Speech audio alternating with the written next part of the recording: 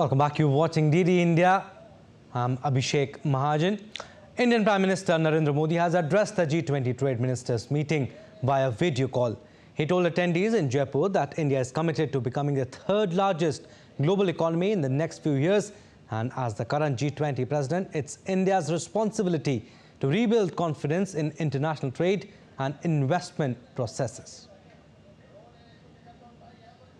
During the last 9 years, India has become the fifth largest global economy. This is the result of our sustained efforts. We embarked on the journey of reform, perform, and transform in 2014. We have increased competitiveness and enhanced transparency. We have expanded digitization and promoted innovation. We have established dedicated freight corridors and built industrial zones. We have moved away from red tape to red carpet and liberalized FDI flows. And the Prime Minister also said that open network for digital commerce will democratize the digital marketplace, and India has made immense strides with the Unified Payments Interface or UPI for digital payments. Technology's transformative power in trade is undeniable. India's shift to an online single indirect tax, the GST, helped create a single internal market boosting interstate trade. Our unified logistic interface platform makes trade logistics cheaper and more transparent.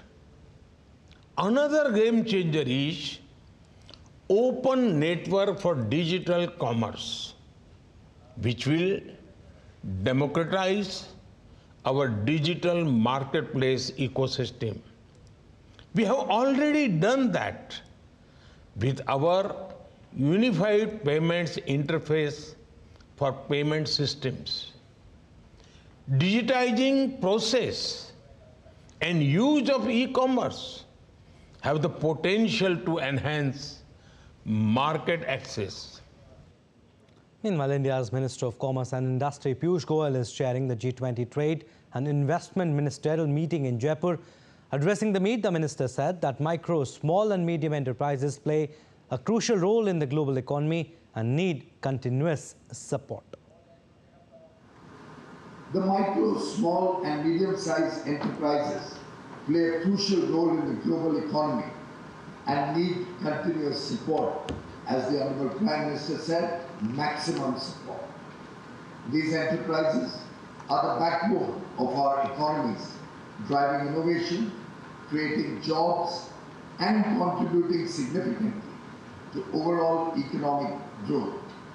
It is important that we collectively work towards ensuring equitable access and participation for MSMEs in global trade. This certainly will help unlock new avenues for growth. The Jaipur declaration of the G20 Trade and Investment meeting will have a deciding voice of global economy.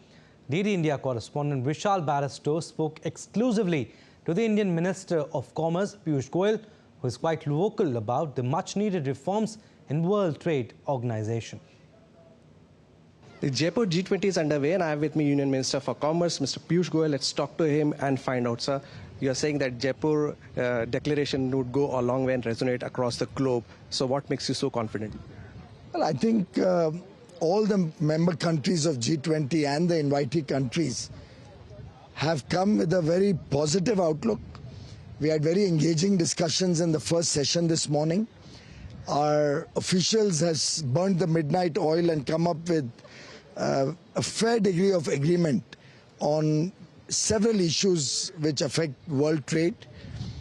India has given the message that trade should be a force for global good. Trade should be an instrument for the prosperity of 8 billion people. So you'll be holding meetings with the UK and other countries also.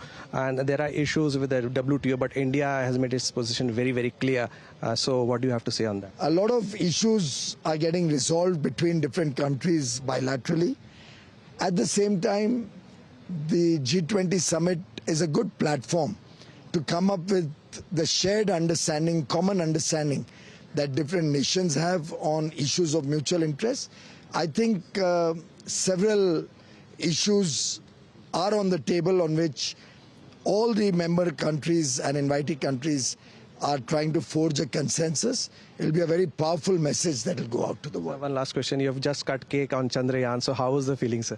The whole country and every single Indian is elated, is excited about the future, and tremendously proud of our scientists, of all the people who are involved, of the leadership of Prime Minister Narendra Modi, who has always been someone who thinks ahead of his times, someone who motivates his team to perform. You heard the Commerce Minister. He says that the world appreciates India's achievement not only in economy but also its feat of reaching the moon. With cameraman Mohit in Jaipur, this is Vishal Baristo for DD India. And the success of India's moon mission also resonated at the Jaipur G20 Trade and Investment Meeting. Trade ministers of the Netherlands and Oman celebrated the moment with other delegates by cutting the cake shaped like Chandrayaan, which signifies India's successful journey to the moon. DD India's Vishal caught up with the Dutch trade minister on this occasion. The G20 in Jaipur has begun on a colorful note, and I have with me the minister from Netherlands. She heads the trade portfolio. Elizabeth, welcome to Jaipur and welcome to India. So how's the feeling? It is great. The welcome has been really tremendous. We've complimented also our Indian host for this welcome, but of course also for the moon landing yesterday evening. That was really quite a remarkable event and happening. You just cut the cake that was in shape of Chandrayaan. So how was the feeling? It's very unique and a special feeling, and I got to do it with the minister from Oman. And it's good to be here and discuss trade, discuss globalization and multilateral trading system with my colleagues from all over the world, because we really have to work together. Yeah. As the mission says of G20, one earth, one family, one future, what is your take on the reforms as far as WTO is concerned? Well, the reforms of WTO are really crucial, and we really need an open and trade system. And that is why I'm very happy that I heard all these participants talk about the importance of the reforms. We have to reform the appellate body. We have to make sure that we don't have industrial subsidies from all over the world. So I really believe that we can make steps forward, but it does need political courage. And that's what I heard here today. So I really hope that we can make progress in February. When it comes to India and the Netherlands, how do you see things, and especially about the trade? Well, of course, we are having trade talks between the European Union and India. I hope that we really can come to a conclusion on this. We really have to work on sustainable growth, sustainable trade. And I believe that India can also really be in the forefront of this, because you have so many technologies, innovations. And I think that the Netherlands and India can really have mutual benefits.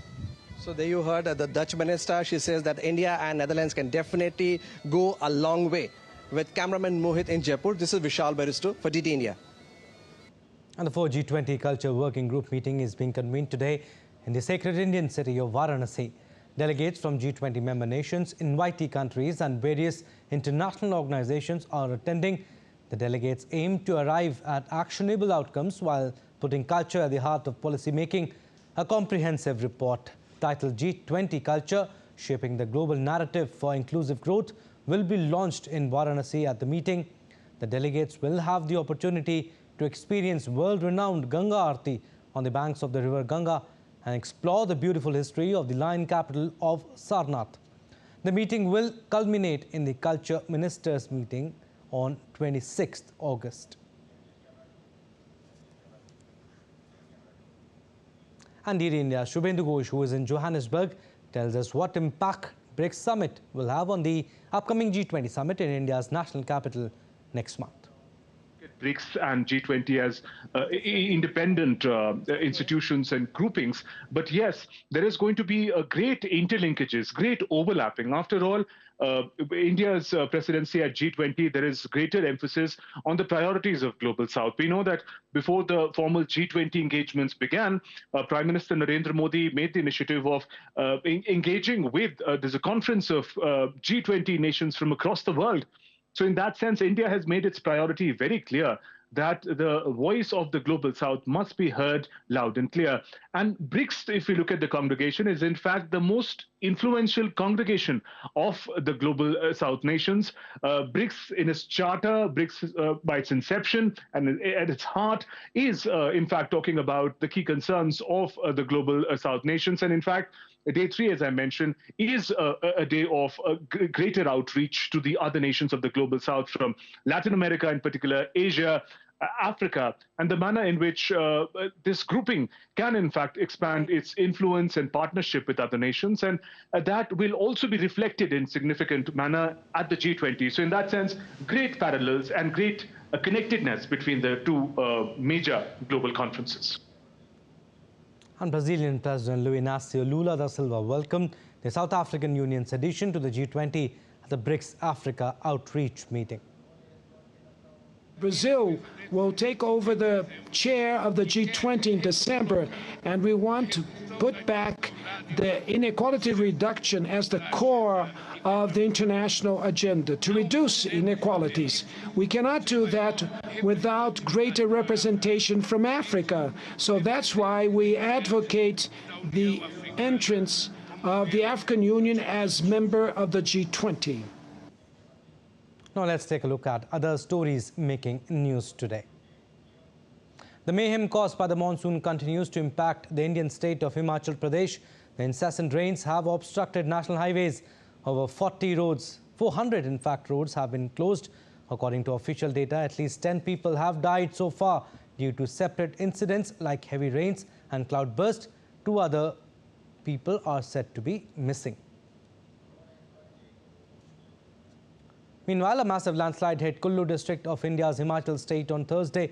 Video footage showed multiple buildings turning into debris within seconds. However, the damage is yet to be fully assessed. As of now, there has been no reports of loss of life since the buildings were reportedly evacuated a few days ago. Weather officials have issued a red alert of heavy to very heavy rainfall for the next 2 days in the hilly state. Flooding in India's Assam continues to worsen following heavy rains. The swollen Brahmaputra river is at a dangerous level and an orange alert has been issued for several parts of Assam. Heavy rainfall is forecast the region Assam and other northeastern states until Saturday. And 23 people have been killed after a bridge being constructed in Mizoram collapsed. 26 workers were on site during the incident and a search and rescue operation is underway.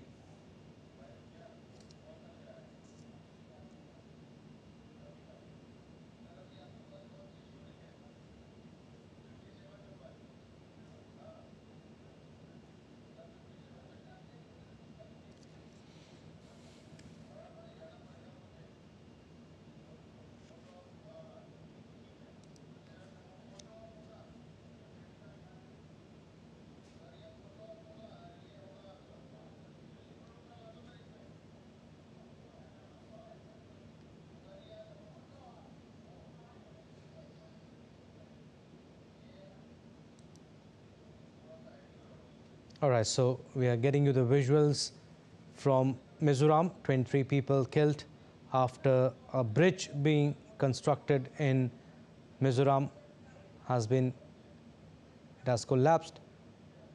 26 workers were on site during the incident and a search and rescue operation is underway.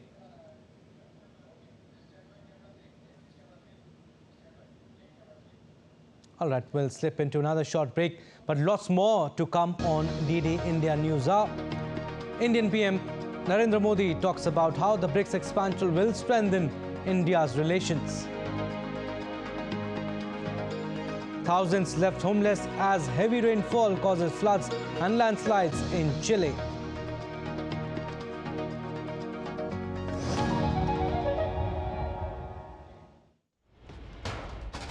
Wherever news breaks, whatever it takes. Connecting corners, cutting across continents. Stories that matter from across the globe. Accurate, authentic journalism that serves you right. From politics to glamour, from sports to world affairs, with a fusion of aesthetics and substance. Introducing news in a new avatar. Experience the world through a new lens. Stay tuned to DD India for an exciting journey beyond borders. Namaste India. Namaste land. Marhaban ila al-Hind. Zari India. Salam India. Namaste India. Namaskar Bharata.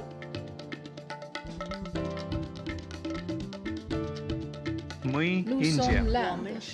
Nahnu Hunud. India. Ma Hindi Hasti. Mung Hindian. Salam Hindustan. We are India.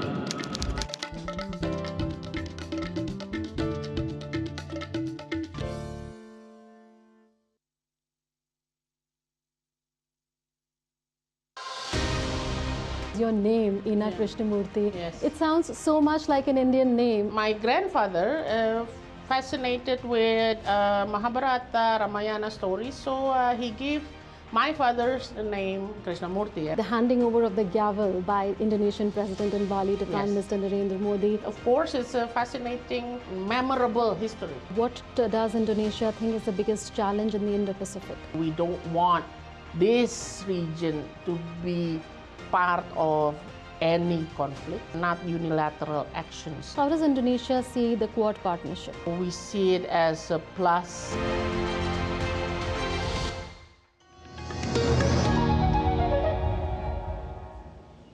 Welcome back. You're watching DD India News Hour. I'm Abhishek Mahajan, and viewers who have just tuned in, recap of what we have done so far. South African President and BRICS Chairperson Cyril Ramaphosa announces the expansion of the bloc with 6 new nations.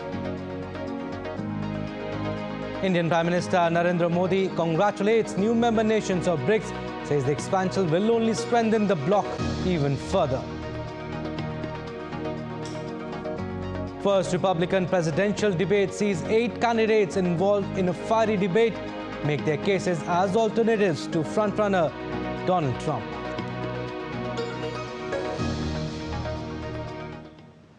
While addressing the Assembly, Indian Prime Minister talked about how the expansion will strengthen India's relations with all 6 new member nations.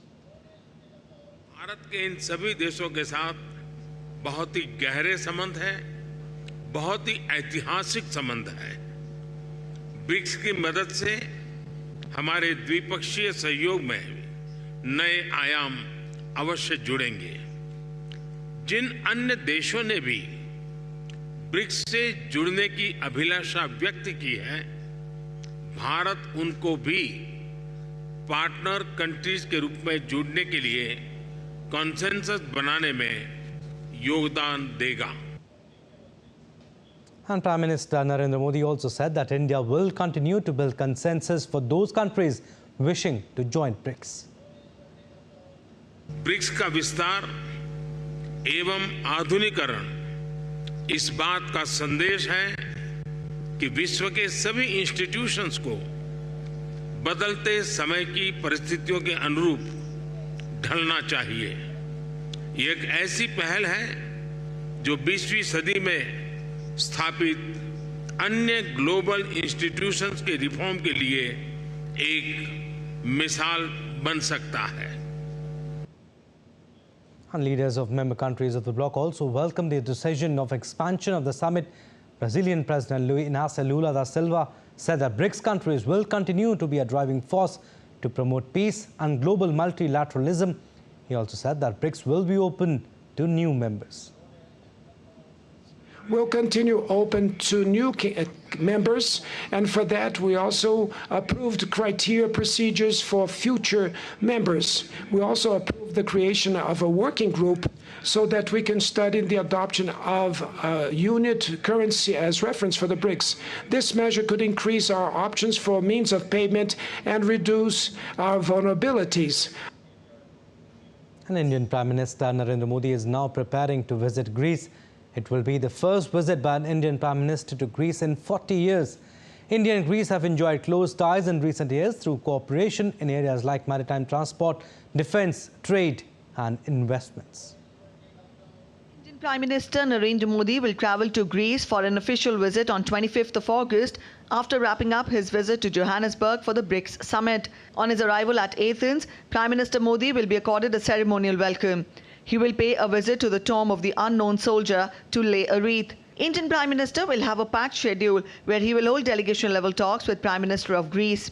During the Honourable Prime Minister's visit to Greece, both sides will look to expand and diversify the trade and investment segment of cooperation, deepen and expand the defence and security partnership, infrastructure cooperation, shipbuilding industry, something which is a great strength of Greece and where the opportunities, extensive opportunities are there, energy, agriculture, education, and as I mentioned earlier, migration and mobility.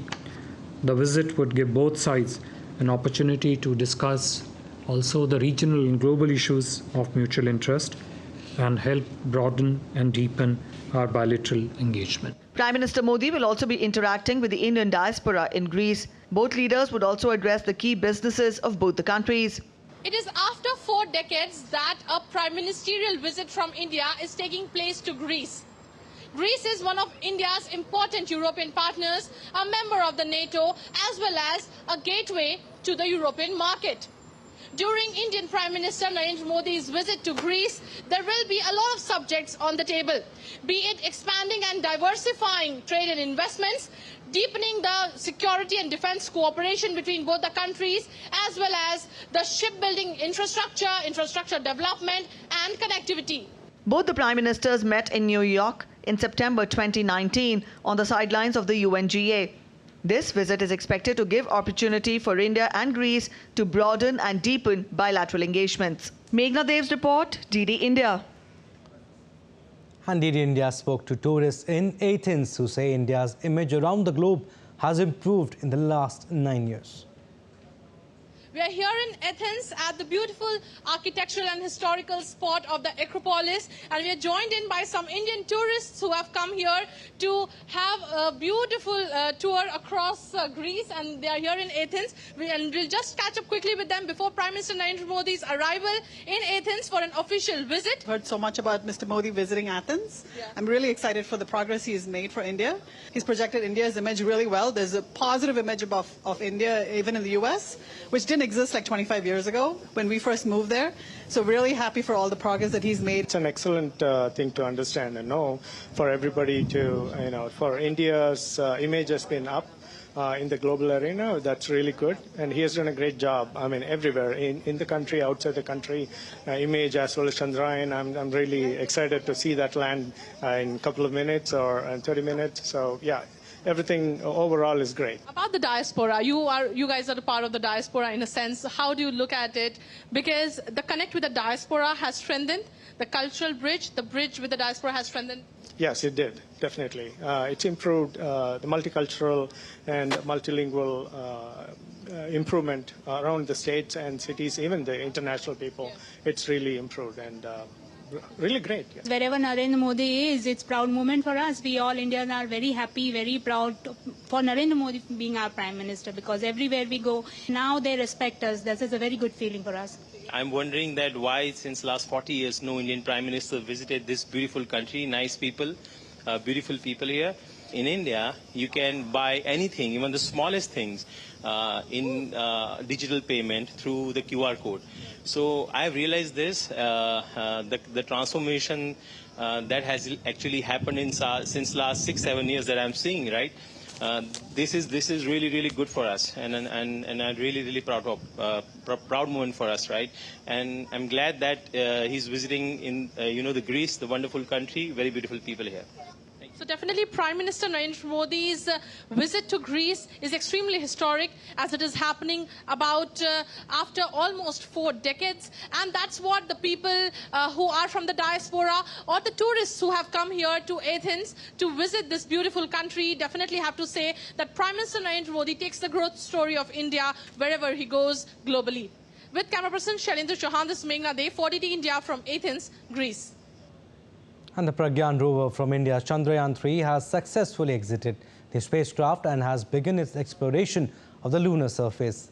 Taking to platform X, formerly known as Twitter, the Indian Space Research Organization on Thursday informed that the Chandrayaan-3 rover ramped down from the lander and India took a walk on the moon. As India becomes the 4th nation in the world to successfully land on the moon with Chandrayaan-3 and the first on the lunar south pole, this historic event has not only solidified India's position in the space race, it has garnered widespread international response. Along with global leaders and international organizations, world media has also been covering this landmark achievement far and wide. US publication Washington Post covered the event with the headline, "India lands a spacecraft softly on the moon's surface." The New York Times said, "India is on the moon, lander's success moves nation to next space chapter." And another main headline asked the question, what's next for India in space exploration? Reuters has called it a victory cry of a new India.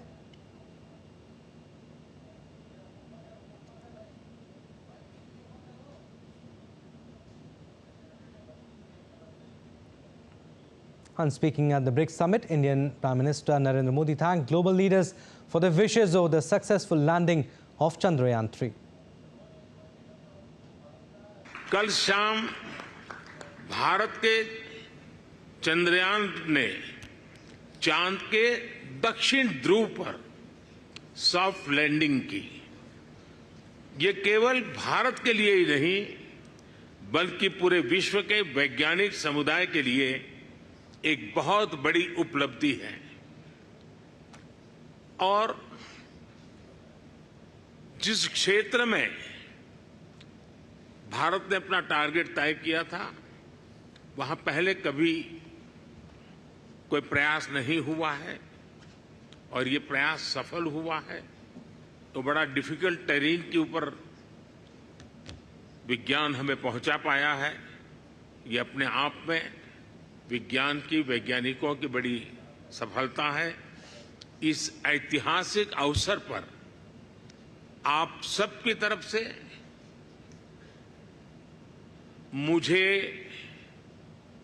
Bharat को, भारत के वैज्ञानिकों को और दुनिया की वैज्ञानिक community को जो बधाई के संदेश मिले हैं, मैं सार्वजनिक रूप से आप सबका बहुत बहुत धन्यवाद करता हूं।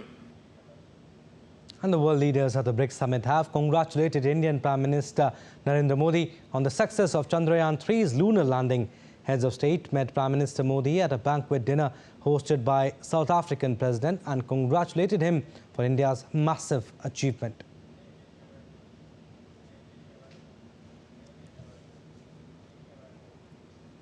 Now in Athens, people of Indian origin expressed happiness after the successful landing of Chandrayaan-3.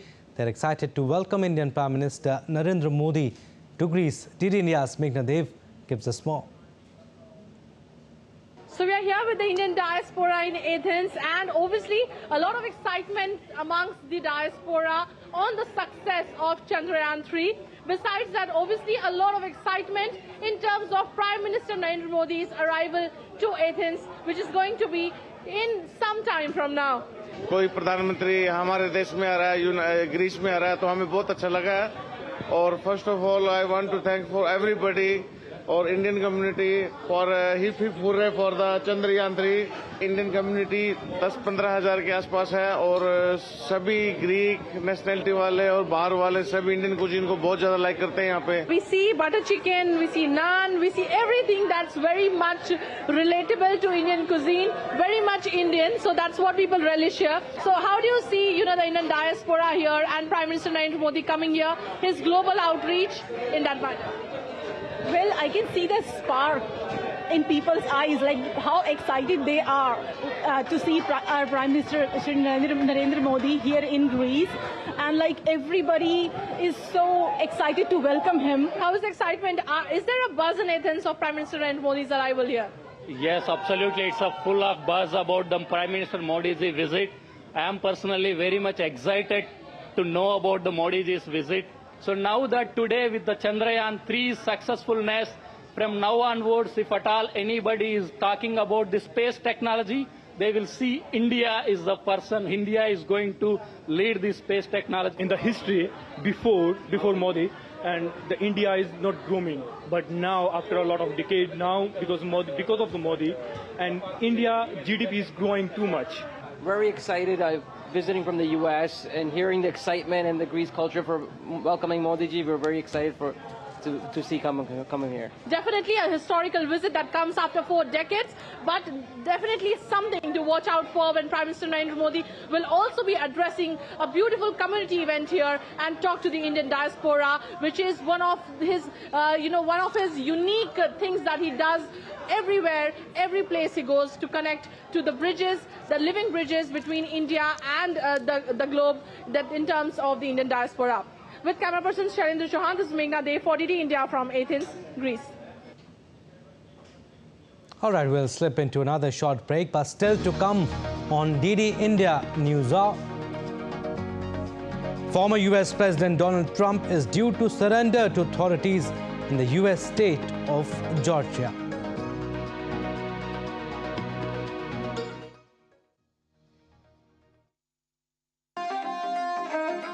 Always welcoming.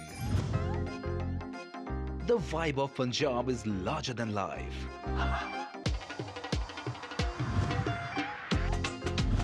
Warm up to grandeur that's beyond compare.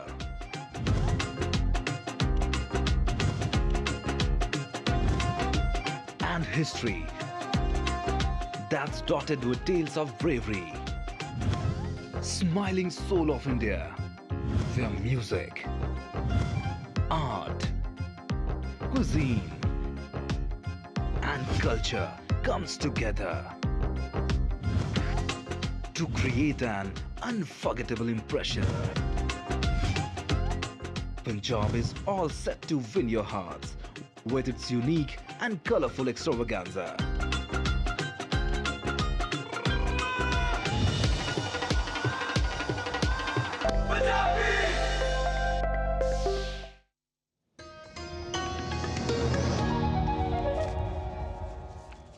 Welcome back. Former US President Donald Trump is due to surrender to authorities in the US state of Georgia today.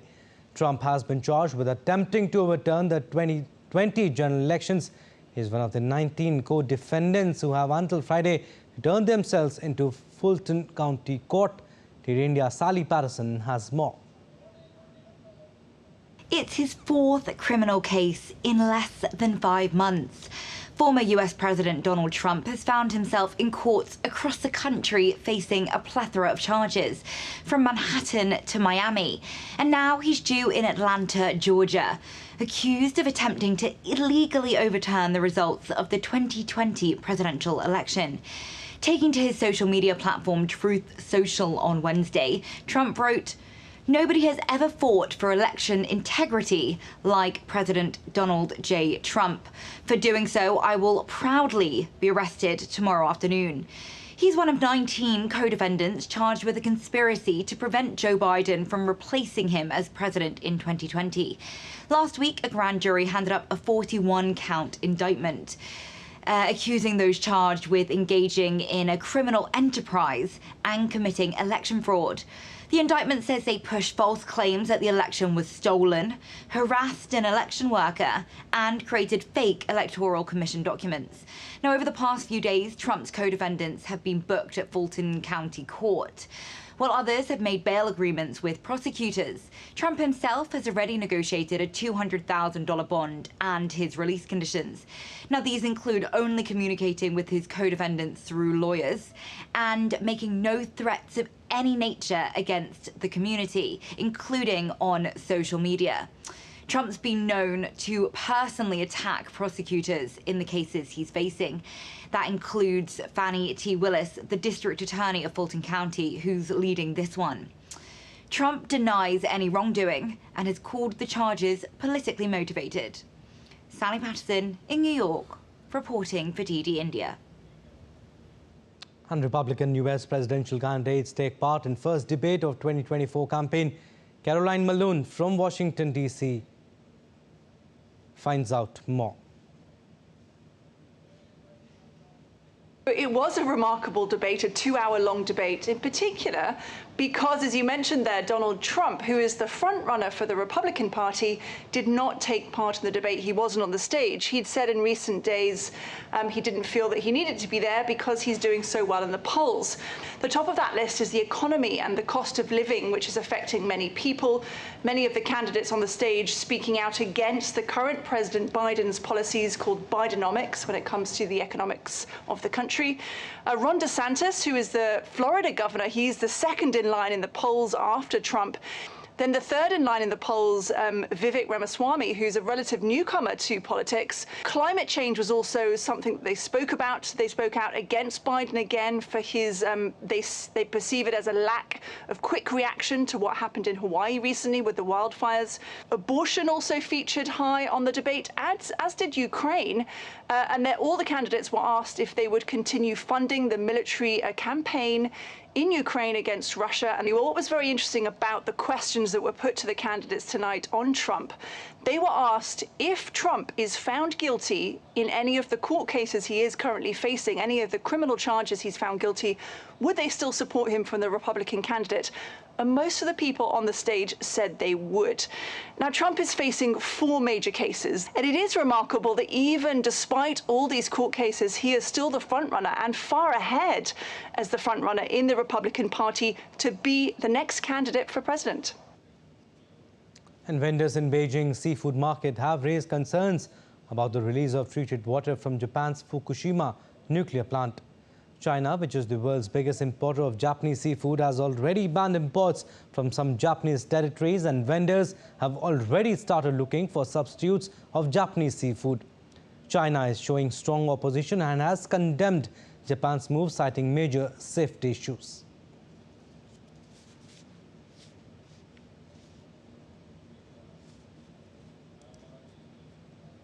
And China bans all aquatic products from Japan as Tokyo started releasing treated radioactive water from the Fukushima nuclear power plant into the Pacific Ocean. Now, China's Customs Bureau said that country is highly concerned about the risk of radioactive contamination brought by Japan's food and agricultural products. Meanwhile, Japan has requested China to lift the ban and sought a discussion on the impact of the water release based on science. Japan has exported aquatic product worth $600 million to China in 2022. Earlier, Japan has claimed that radioactive elements will be removed from the water, leaving only traces that are far below regulatory standards. And North Korea's second attempt to launch a spy satellite into space has ended in a failure. This comes just 3 months after the initial launch went awry, crashing into the sea. The most recent attempt encountered problems during the third stage of its flight. The North Korean National Aerospace Administration has announced its intention to try again in October. The agency says that the issue is not a major concern regarding the reliability of their engines and systems. All our sports updates now. Magnus Carlsen beat Pragnananda in the final to win his first Chess World Cup. Magnus Carlsen seized the initiative in the FIDE World Cup final by winning first game of the tiebreaker against his 18-year-old opponent R. Pragnananda. The world number 1 forced Pragnananda into a corner by putting pressure on the youngsters on the board, which led to the Indian court massive time trouble.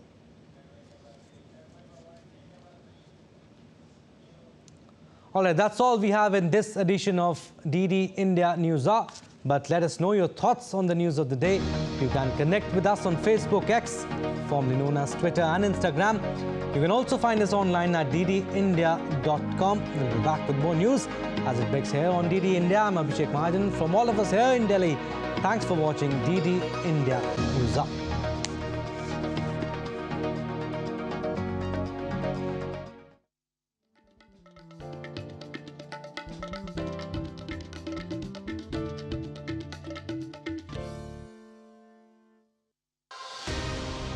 Your name, Ina Krishnamurthy, Yes. it sounds so much like an Indian name. My grandfather fascinated with Mahabharata, Ramayana stories, so he gave my father's name Krishnamurthy. The handing over of the gavel by Indonesian President in Bali to Prime Minister Narendra Modi. Of course, it's a fascinating, memorable history. What does Indonesia think is the biggest challenge in the Indo-Pacific? We don't want this region to be part of any conflict, not unilateral actions. How does Indonesia see the Quad partnership? We see it as a plus.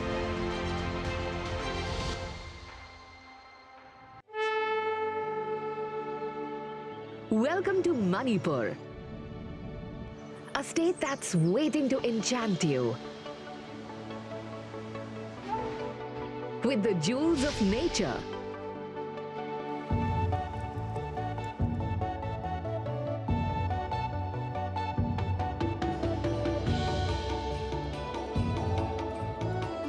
Where the love of art and beauty is inherent in people.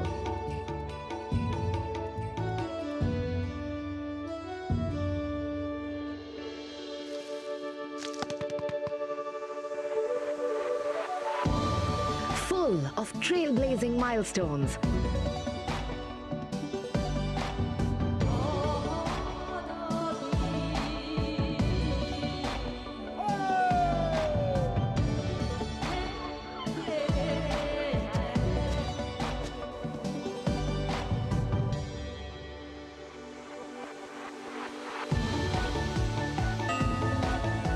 And heroes that scripted history.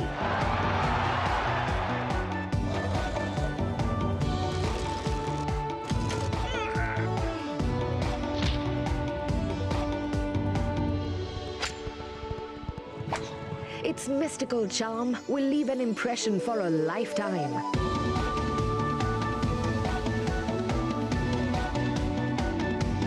Come, savor the jewel land of Manipur.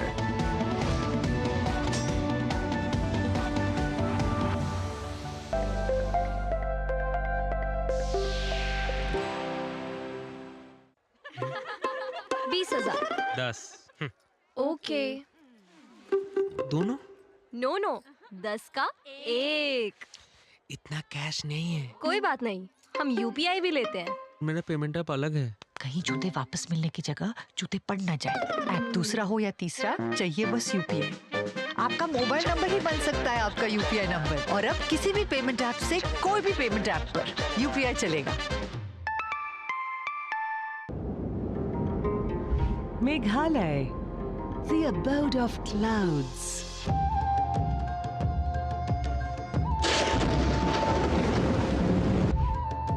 A land so enchanting. It makes time stand still. With a distinctive and ethnic culture. And vibrant tribal folklore.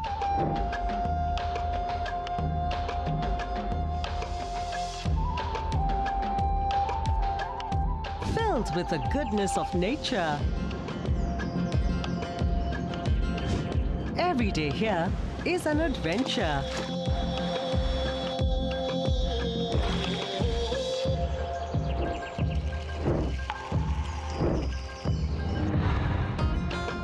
Home to music, passion, and to hopes and ambitions.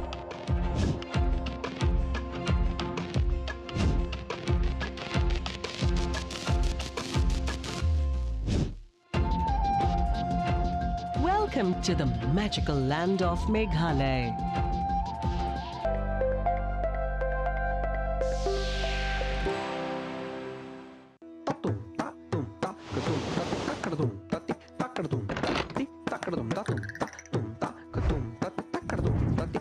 Swagatam to Andhra Pradesh, the coastal jewel of India. A state steeped in history. From the Gandi Kota Fort to the majestic Gondapalli Fort. A region known as the Rice Bowl of India. A holy land with rivers Krishna and Godavari flowing through it. Every part of this land tells a story of culture and devotion. And of a modern, developed, vibrant India.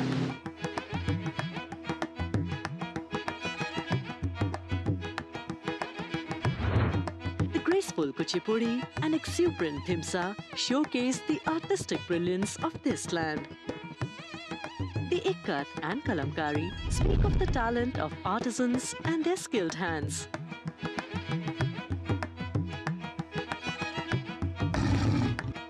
A cultural concoction that unites people in the spirit of Vasudhaiv Kutumbakam.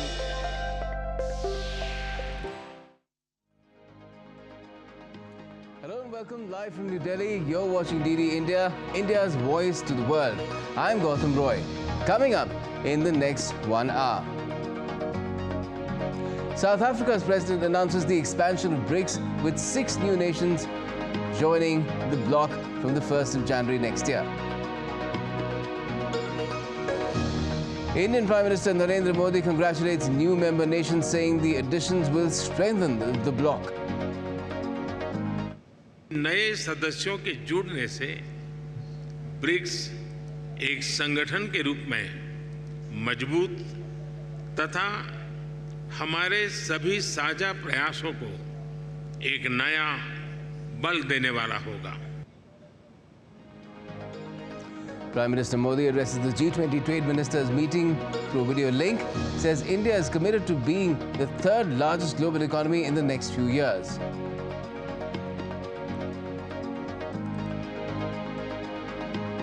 And Japan begins releasing the Fukushima nuclear plant's contaminated water into the ocean amid growing protests in neighboring nations. And after 2 tense and fast-paced tiebreakers, Magnus Carlsen beats Indian Grandmaster R. Pragnananda at the Chess World Cup.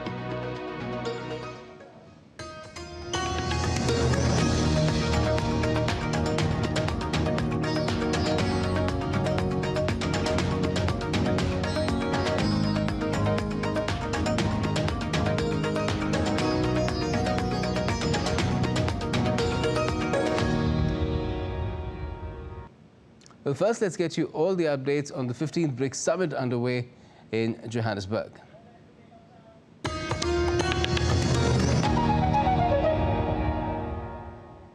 Well, in a historic announcement, 6 new countries will be joining the BRICS bloc. South African President Cyril Ramaphosa declared Argentina, Egypt, Ethiopia, Iran, Saudi Arabia and the UAE as the new members from the 1st of January 2024. On the final day of the 15th BRICS Summit, the group members reached consensus on the expansion guidelines and also adopted the Johannesburg Second Declaration. The 5 BRICS countries, we have reached agreement on the guiding principles, standards, criteria, and procedures of the BRICS expansion process, which has been in discussion for quite a while. We have consensus on the first phase of this expansion process. We have decided to invite the Argentine Republic, the Arab Republic of Egypt, the Federal Democratic Republic of Ethiopia, the Islamic Republic of Iran, the Kingdom of Saudi Arabia, and the United Arab Emirates To become full members of BRICS, the membership will take effect from the 1st of January 2024. So you have it there. Argentina, Egypt, Ethiopia, Iran, Saudi Arabia and the UAE will be full members of the BRICS with effect from the 1st of January next year. BRICS leaders in the 15th BRICS summit have over the past 2 days had occasion to have discussions both in a retreat form as well as in a proper official summit, have reached a conclusion to adopt the Johannesburg II Declaration, encompasses and covers the various issues that the leaders had to decide on. These matters have been in discussion, and in the end, a declaration has now been adopted as Declaration 2, Johannesburg Declaration 2, and is adopted.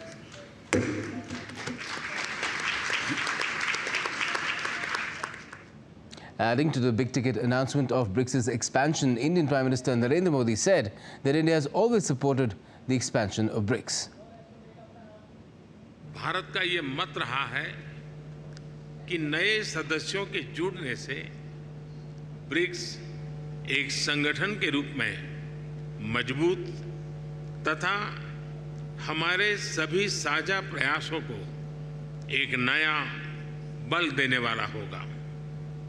इस कदम से विश्व के अनेक देशों का multipolar world order में विश्वास और सुदृढ़ होगा। मुझे खुशी है कि हमारी टीम्स ने मिलकर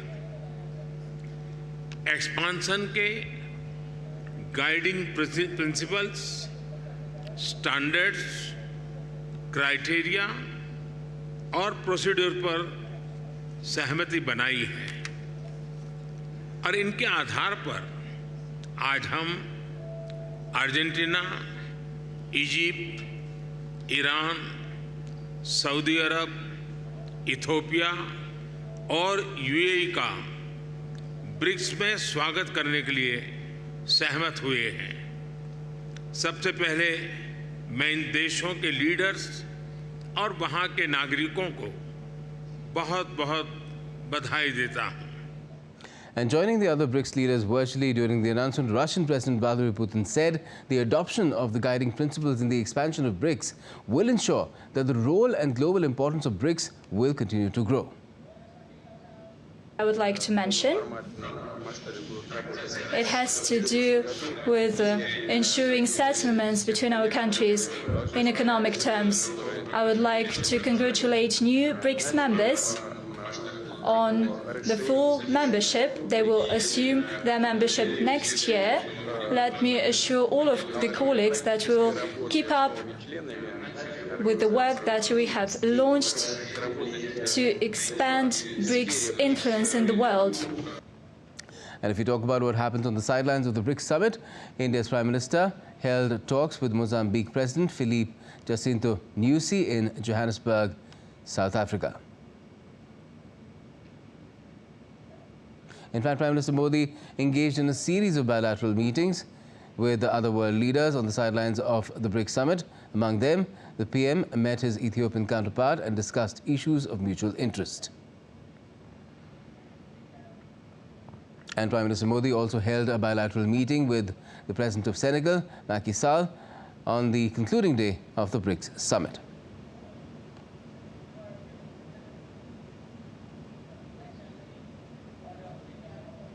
And the final day of the summit also saw the leaders of the member countries gathering for the closing ceremony of the summit.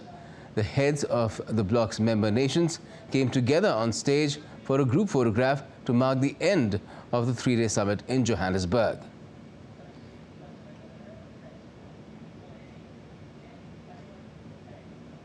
Let's now take you across to my colleague, DD India's Shubhendu Ghosh, for a sum-up, really, of what has happened in Johannesburg over the last 3 days. Shubhendu, the biggest takeaway, of course, being the expansion of the BRICS, 6 new countries joining in. What have you been hearing in terms of how that alters the shape and form of BRICS and what it can do in the coming days? Right, Gautam, good evening from Johannesburg. The inclusion of 6 new members in the BRICS grouping is hugely important, not just for the grouping, but for the representation of the greater global south. It message to the world outside that the reform of multilateral institutions that these developing economies, emerging economies have been so vociferously arguing for, they also do it in their own grouping. So the reform of the BRICS grouping sends out an important message to other such institutions, such as the United Nations, to United Nations Security Council, to also move ahead and look at the way forward only in the manner where the multilateral institutions are reformed, more voices from the global south, more countries from the global south find representations in these core bodies, and therefore hugely important, not just for strengthening BRICS and making it more influential body, but also the message, the symbolism that it sort of stands for the world at large. And in terms of the Africa outreach and BRICS Plus, India in particular, Prime Minister Modi had some very pointed messages to give out there as well that spoke to the kind of multilateral efforts that India is making along with these BRICS partners to ensure that the peace and prosperity in the world is further extended and distributed all over the place. Absolutely. Prime Minister Narendra Modi, while talking about the Africa outreach, India's own engagement with Africa, the continent as a whole, first emphasized upon how it is not just a diplomatic assignment, but the fact that there are civilizational links between India and Africa, people-to-people connectivity. He gave example of Mahatma Gandhi, his legacy, and how it is intertwined with the legacy of Nelson Mandela in South Africa. And after those examples, Prime Minister Narendra Modi, in fact, listed all the ways in which India has already been engaging as a development partner with Africa, whether it is innovations such as telemedicine, tele-education, whether it is helping Africa with vaccines during the peak of the pandemic, whether it is capacity building initiatives that India very extensively has engaged in as far as Africa is concerned, training the youth for more vocational opportunity. He also spoke about that Africa's 2063 agenda, India sees itself as a vital partner, as a reliable development partner in helping Africa achieve its goal of becoming an economic powerhouse, becoming the economic center of development for the world. And more importantly, the manner in which India is going to do that is not as a country which is more resourceful, but as a partner, as an equal. And this development of Africa is going to be led by Africa, led by Africans. Right. And we also saw through the course of the last 3 days, including today, Prime Minister Modi holding some bilaterals on the sidelines of the summit. What was the thrust, if one were to look at all of them, of these bilaterals? All these bilaterals, if you look at Gautam, the common element is that these are countries of the global south, leading countries of the global south. And this grouping, BRICS, represents the most influential of them all. And together, they're able to become a more stronger voice in the global order. Now, these meetings also, in a way, emphasize upon India's development partnership with each of these nations. India has time and again spoken about the manner in which the priorities of the global south must take centrality in the global order of things if the world is to achieve important common objectives such as climate change, resilience, or sustainable development goals. And India, a country who lectures and goes their own different path, but India talks about solutions and helps nations achieve those solutions. So in that sense, the development partnership with each of these countries is going to be taken forward, whether it is renewable energy technology sharing, whether it is capacity building initiatives. So in those sense, those were some of the common elements in Prime Minister's engagement bilaterally with the leaders of these nations. So all in all, quite a successful visit there for Prime Minister Modi and for the BRICS leaders in Johannesburg. Thanks a lot for joining us for the moment, Shubhendu Ghosh. Let's also quickly cut across to Moscow and look at what's happened in Johannesburg from Russia's perspective as well. Good evening to you, Dasha from New Delhi. Now, what has Moscow been saying about, and particularly President Putin, the kind of utterances that he had? What does that indicate in terms of the kind of expectations that he has from the BRICS with this expansion? Well, as we have heard the Russian Foreign Minister Sergei Lavrov giving his final remarks after the BRICS summit, he said that the reason for the growth of the BRICS bloc is the understanding of the root causes that have led to the Western countries trying to preserve their hegemony on the world stage. And this, according to the Russian Foreign Minister, is the reason why this bloc is extending. Russia says it is indeed a very important step forward because thanks to that, the BRICS countries will have a larger say. The countries of the global south that have been, according to Moscow, largely underrepresented on the world stage will definitely have more say. And certainly, from the Russian perspective, this will be a stepping stone in creating the multipolar world. The Russian president earlier today, addressing the BRICS leaders and the summit itself, has said very clearly that the Western countries were not ready to give up their neo-colonial ambitions, and the Western countries have been trying to preserve this so-called rules-based world order that was serving only their selfish interests. But this is going to end, and according to Moscow, the process of independence, of non-reliance of those countries that are not in the West on the Western infrastructure in all spheres has already started and become inevitable. One such example is the de-dollarization of the global economy, and starting with the trade relations among the BRICS states. And the way the outlook of or the nature of BRICS changes. Earlier, BRICS with the 5 nations, the original 5 nations, had the biggest producers of food in the world. Now, some massive oil producers are also joining it. So another dimension that gives a lot of heft to BRICS. How does Moscow see this particular dimension being added to BRICS? Well, as we understand, Moscow believes that there is the complementarity among the BRICS countries, and there is no competition, and the BRICS countries in general are not posing a threat to anyone. This is not the bloc against someone. This is the bloc to support one another in this global world. So certainly from the Russian perspective, it is the strengths that all of these countries that will be underlined by the membership in this union. We also understand there will be more partners announced within the BRICS group, and certainly this means the tighter cooperation around among anyone who is related to the BRICS bloc. Also, very importantly, when it comes to the food supplies, the Russian president has been saying that Moscow is a reliable supplier of agricultural goods to the international markets. Russia has vowed to supply several African countries for free after Russia's decision to not to extend its participation in the Black Sea grain deal, and Moscow says it is ready to develop the infrastructure that will not be reliant on the West when it comes to the transportation, when it comes to the economy, trade, financial issues, and many others. So certainly it is the complementarity of the BRICS countries that is going to be underlined. All right. Dasha Cherishova, thank you so much for joining us from Moscow on the biggest move that the BRICS has made ever since that bank was formulated, the New Development Bank. Now it's being expanded. Still to come on DD India News Hour. Prime Minister Modi is now set to visit Greece to take bilateral ties forward with the Mediterranean nation after winding up his Johannesburg tour. And the Indian Prime Minister tells G20 finance ministers that India remains committed to emerging as the world's 3rd largest economy in the coming years.